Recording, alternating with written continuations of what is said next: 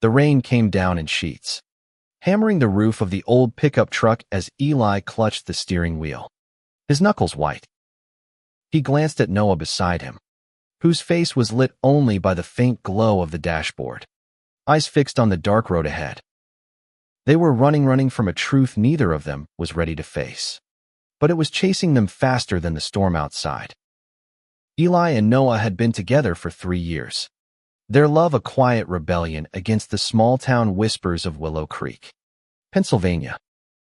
They'd built a life in Philadelphia, a small apartment filled with mismatched furniture and dreams of a future where they could just be. But now, they were back in Willow Creek, pulling into the gravel driveway of Noah's childhood home, where Noah's father, Richard, waited. Eli's stomach churned. This wasn't just a visit, it was a reckoning. The reason for their return was simple but heavy. Richard was sick. Lung cancer. Stage 3. Diagnosed 6 months ago. Noah hadn't seen his father in years, not since the fight that drove a wedge between them. Richard had never accepted Noah's truth, never acknowledged Eli as anything more than Noah's friend. But when the call came, Richard's voice weak, asking Noah to come home, Eli saw the conflict in Noah's eyes. Duty battled resentment, and love for his father, however strained, won out. Eli agreed to come along, not for Richard, but for Noah. He'd promised to stand by him, no matter what. The house loomed ahead, a 2-story relic of Noah's past, its paint peeling like memories flaking away. Eli parked, the engine ticking as it cooled. Noah didn't move, his hands folded tightly in his lap. "You sure about this?" Eli asked, his voice soft but laced with worry. Noah nodded, though his jaw was tight. "He's my dad, Eli. I have to try." Inside, the air was thick with the smell of old wood and something medicinal. Richard sat in a recliner, thinner than Eli remembered, his once imposing frame hollowed by illness.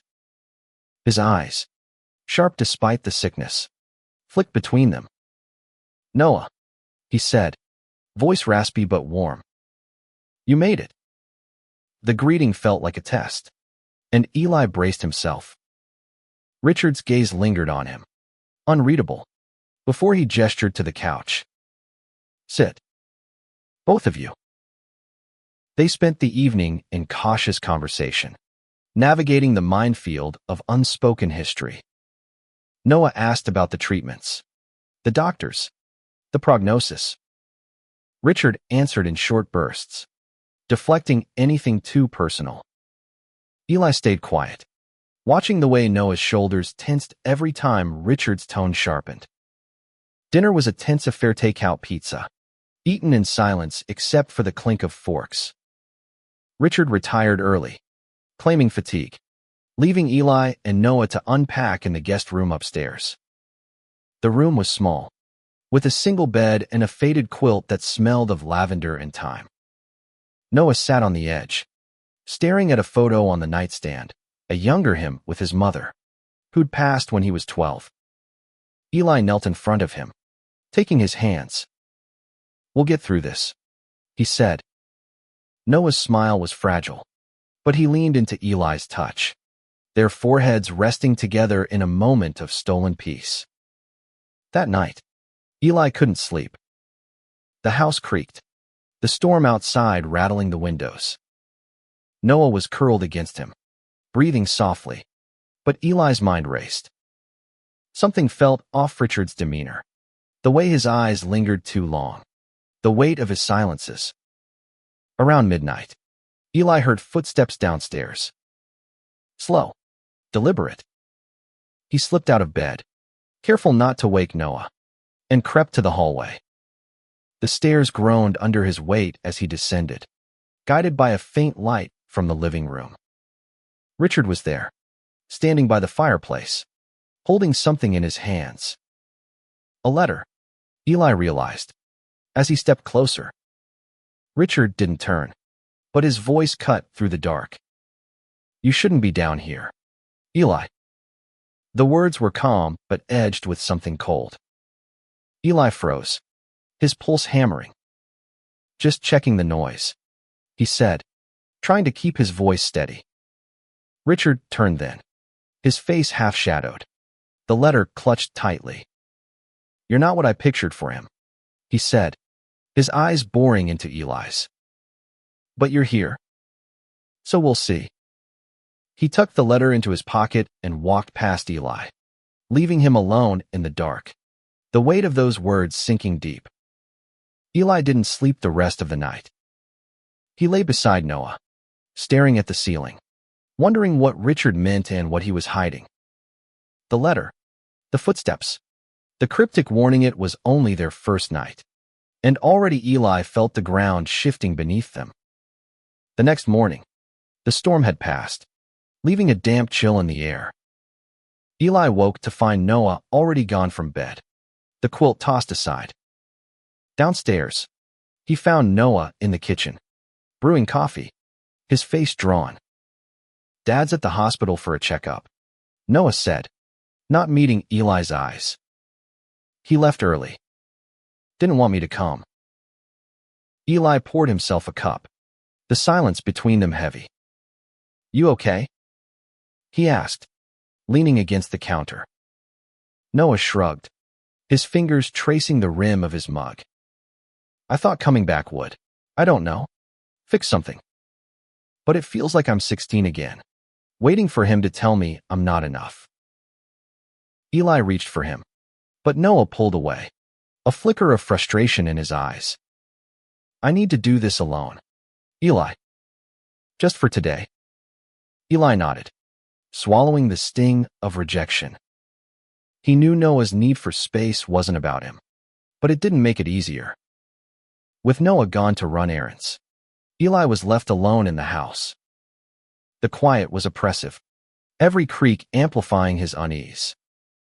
He wandered, taking in the relics of Noah's childhood: faded baseball trophies, a photo of Noah and his dad fishing, both smiling in a way Eli had never seen.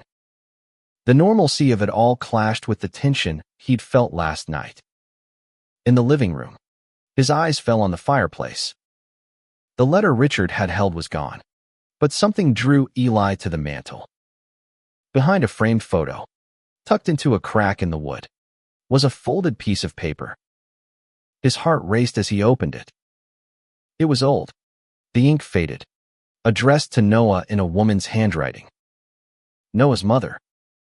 "My sweet boy," it began.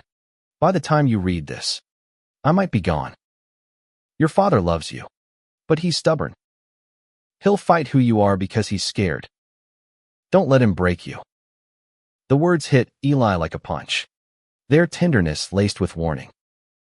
At the bottom, a line was scrawled in different ink. Richard's handwriting: "I'm trying. Sarah." Eli's hands shook as he folded the letter back. This was private, a piece of Noah's heart he hadn't been invited to see. But it confirmed his suspicions. Richard was wrestling with something deeper than disapproval. Guilt, maybe. Or regret. When Noah returned, Eli didn't mention the letter. Instead, he watched Noah move through the house, his shoulders hunched like he was bracing for a blow. They cooked dinner together, a quiet attempt at normalcy, but Eli could feel Noah slipping into himself. When Richard came home, he was quieter than the night before, his eyes avoiding them both. That evening, Richard asked Noah to help with some boxes in the attic. Eli offered to join, but Richard waved him off. "Just family," he said, the words cutting deeper than they should. Eli stayed downstairs, his mind replaying the letter's words. He was scrolling through his phone when he heard raised voices from above. "Noah, you don't understand." Richard's voice, sharp and strained. "I'm trying to protect you." "Protect me?" Noah's reply was raw, breaking. "You've spent my whole life pushing me away." Eli's heart pounded as he climbed the stairs, stopping just outside the attic door. He couldn't make out the rest, only the cadence of anger and pain. when Noah stormed out. His eyes were red. His jaw set. "We're leaving tomorrow," he said, brushing past Eli. Downstairs, Noah refused to talk, curling into himself on the couch. Eli sat beside him, offering silent support, but his mind was on Richard. What was he protecting Noah from? And why did it feel like the answer was tied to that letter? The decision to leave hung heavy in the air, but Eli couldn't shake the feeling that running wasn't the answer.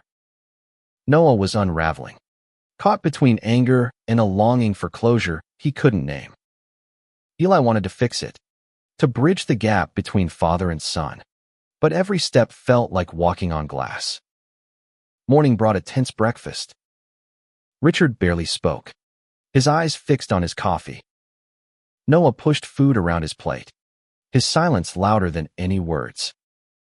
Eli tried to lighten the mood, mentioning a hike they could take, but the suggestion fell flat.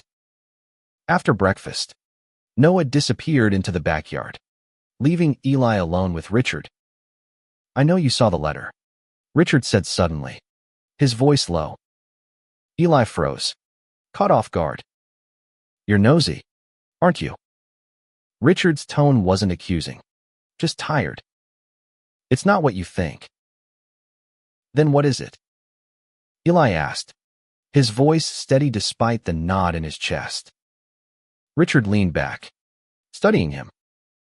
"Noah's mother. She knew things I didn't want to face. About him. About myself. I've spent years trying to make it right." Eli wanted to press, but Richard stood, ending the conversation. "He's my son. I'll handle it." The words were a wall, and Eli knew better than to push.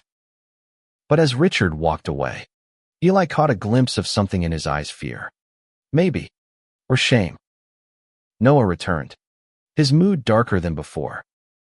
"I found something," he said, holding out a small key. It was in the shed, taped under a shelf. "I think it's for Dad's safe." Eli's pulse quickened. Richard kept a safe in his study, a lockbox Noah had mentioned once, dismissed as Dad's private stuff. They waited until Richard left for another hospital visit. The study was cramped, filled with old books and papers. The safe was under the desk, small but sturdy. Noah hesitated, the key trembling in his hand. "This feels wrong," he whispered. Eli touched his arm. "You need answers, Noah." "We both do." The safe clicked open, revealing a stack of letters, photos, and a journal. Noah's hands shook as he pulled out a photo of himself at 16, standing with a boy Eli didn't recognize, their arms slung around each other, smiles bright. Noah's breath hitched. "That's Jamie," he said, voice breaking. "My first, everything." The journal was Richard's, its pages filled with entries from years ago. Noah read aloud, his voice faltering. "Noah's changed. He's hiding something, and I'm scared it's my fault. Sarah would know what to do." Eli scanned the letters. Most were from Noah's mother, but one was from Jamie's parents, dated after Noah left for college. It was a plea for Richard to keep Noah away, blaming him for corrupting their son. Noah dropped the letter, his face pale. Jamie's parents. They sent him away. Conversion camp. Dad never told me. Eli pulled him close, feeling Noah's body shake. The pieces were falling together: Richard's distance, his guilt, the secrets he'd buried. But there was more to uncover, and Eli feared what they'd find next. The discovery of the safe's contents broke something in Noah. He sat on the study floor, clutching the photo of Jamie, tears streaming down his face. Eli wanted to take the pain away, but all he could do was hold Noah, their silence filled with the weight of what they'd uncovered. "Why didn't he tell me?" Noah whispered. "All these years, I thought Jamie just left." Eli didn't have answers, only questions piling higher. Why had Richard hidden this? Was it shame? Or something darker? They hid the safe's contents before Richard returned. But the air in the house felt charged, like a storm about to break. Dinner was unbearable. Each glance between Noah and Richard loaded with unspoken accusations. Eli tried to keep things neutral, but Noah's anger simmered, spilling over when Richard mentioned the attic again. "Why do you keep bringing that up?" Noah snapped. "What's in there you're so desperate to hide?" Richard's face hardened, but he didn't answer, retreating to his room. Eli followed Noah upstairs, where he paced, his hands clenched. He knew about Jamie. "He let me think I was alone." Eli took Noah's face in his hands. "You're not alone now. We'll figure this out together." Noah nodded, but his eyes were distant, lost in memories Eli couldn't reach. That night, Eli woke to an empty bed. Panic surged as he heard voices downstairs, Noah's, sharp and raw, and Richard's, low and pleading. Eli rushed down, finding them in the living room. Noah held another letter, this one freshly opened, his hands shaking. "You paid them," Noah said, voice breaking. "You paid Jamie's parents to send him away." Richard's face crumpled, the fight draining out of him. "I thought I was saving you," he said. "They threatened to press charges." "Noah." "They said you'd ruin his life." Noah laughed, a bitter sound. "You ruined mine." Eli stepped forward, his heart pounding. "Noah, let's take a breath." But Noah was beyond reason, shoving past Richard toward the door. Eli caught him outside, the cold night air biting their skin. "I can't stay here," Noah said, his voice hollow. "He broke me. Eli. He broke us." Eli pulled him into a hug, feeling Noah's sobs against his chest. "We'll go," he said. "But we need the whole truth first." Noah nodded, wiping his eyes. They returned inside, where Richard sat, head in his hands. "There's more," he said, voice barely audible. "In the attic. You deserve to know." The attic was a maze of boxes and shadows, lit only by a single bulb. Richard led the way, his steps slow, as if each one carried the weight of years. Noah followed, his anger tempered by dread, and Eli stayed close, his hand brushing Noah's for reassurance. Richard stopped at a trunk in the corner, its lock rusted but intact. He handed Noah a key, his eyes avoiding his son's. "This was your mother's," he said. "She wanted you to have it when you were ready." Noah's hands trembled as he opened the trunk, revealing a collection of letters, drawings, and a small journal, all in his mother's handwriting. Noah sank to his knees, opening the journal.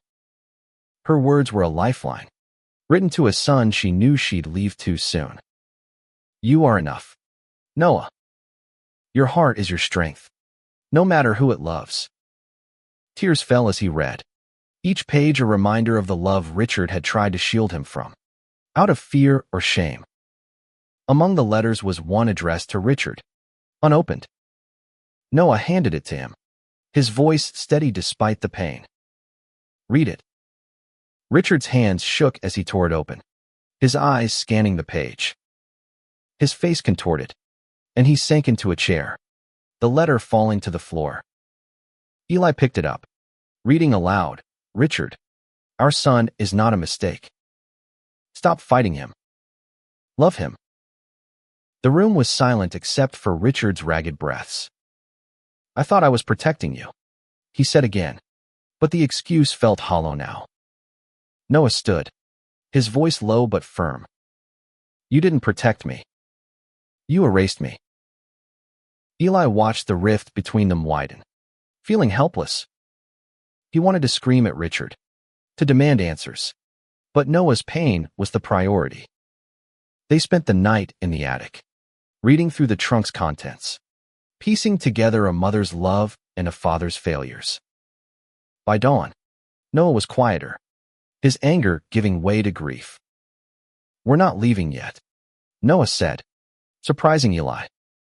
"I need to understand why he did it." "All of it." Eli nodded, knowing this was Noah's fight now. But as they descended the stairs, Eli couldn't shake the feeling that Richard was still holding something back. The next day was a fragile truce. Noah and Richard moved around each other like ghosts, speaking only when necessary. Eli watched, torn between supporting Noah and confronting Richard himself. The house felt like a pressure cooker, every moment threatening to explode. Noah spent hours in the attic, reading his mother's journal, finding strength in her words. Eli joined him, listening as Noah shared memories, his mother's laughter, her quiet acceptance of who he was. "She knew," Noah said, his voice soft. "She knew I was gay before I did. And she loved me anyway." Downstairs, Richard was different, quieter, almost broken. Eli caught him staring at a photo of Noah's mother, his fingers tracing her face. "I failed her," Richard said, not looking at Eli. "And him."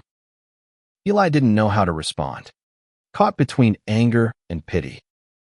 That evening, Noah confronted Richard again, this time calmer. "Why didn't you tell me about Jamie? About Mom's letters?" Richard sighed, his shoulders sagging. "I thought I was sparing you pain. Jamie's parents, they blamed you for everything. I didn't want you to carry that." Noah's eyes flashed. "You let me carry worse. You let me think I was wrong for existing." Richard flinched, and for the first time, Eli saw genuine remorse in his eyes. But it wasn't enough, not yet. Later, Eli found a phone number in the journal, tucked into a page about Jamie. On impulse, he called it, expecting a deadline. Instead, a man answered. "Hello." The voice was familiar, older but unmistakable. "Jamie." Eli handed the phone to Noah, who froze, his face a mix of shock and hope. They talked for hours, Noah's voice breaking as he learned Jamie was okay, living in Seattle, rebuilding his life. The call ended with a promise to meet, a spark of healing in Noah's eyes. But as they prepared for bed, Eli overheard Richard on the phone in his study, his voice low and urgent. "He can't know," Richard said. "It'll destroy him." Eli's blood ran cold. There was still a secret, and it was bigger than anything they'd found. Eli didn't tell Noah about the overheard conversation, not yet.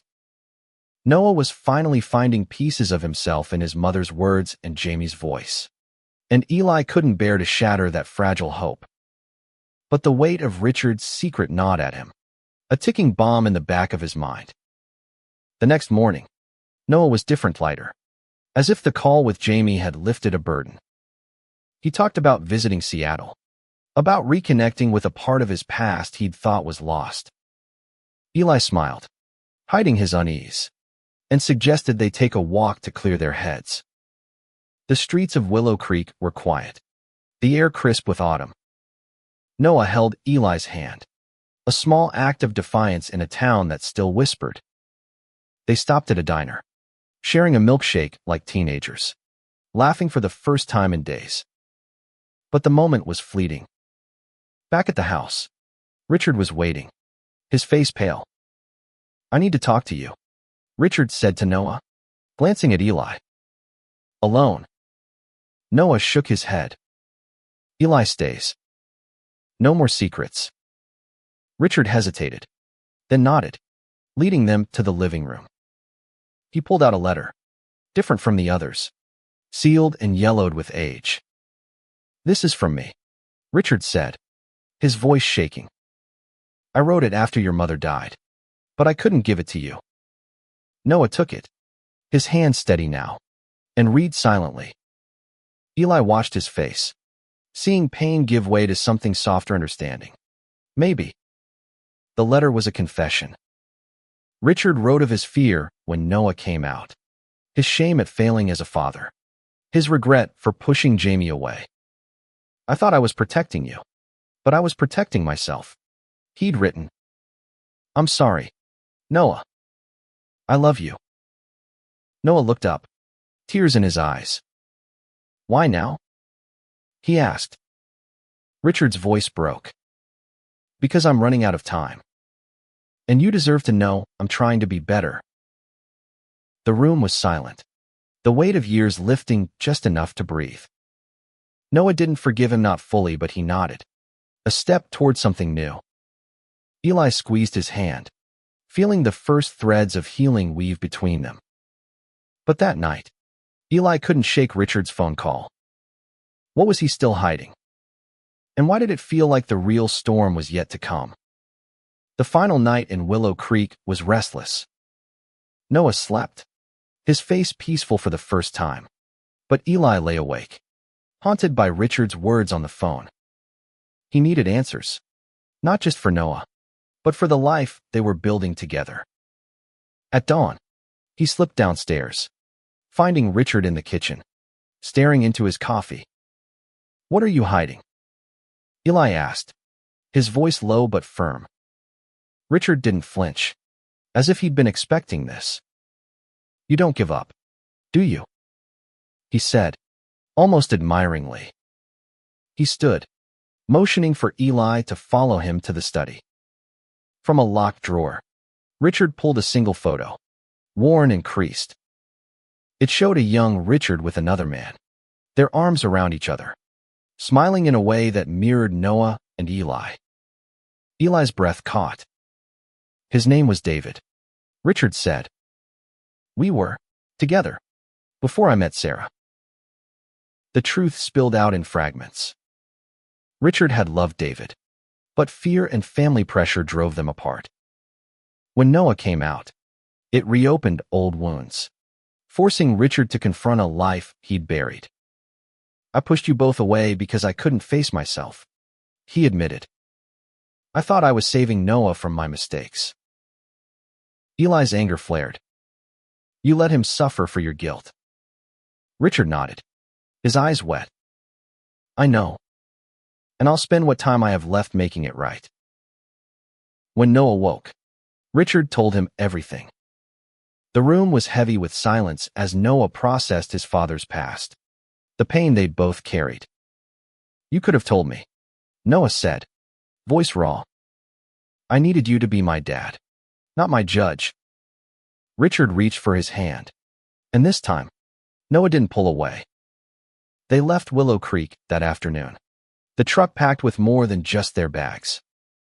Noah carried his mother's journal, a piece of her love to hold on to. Eli drove, his hand resting on Noah's, their future uncertain but stronger for it. Richard stood on the porch, watching them go, a promise of change in his eyes. Back in Philadelphia, Noah and Eli sat on their couch, the city lights filtering through the window.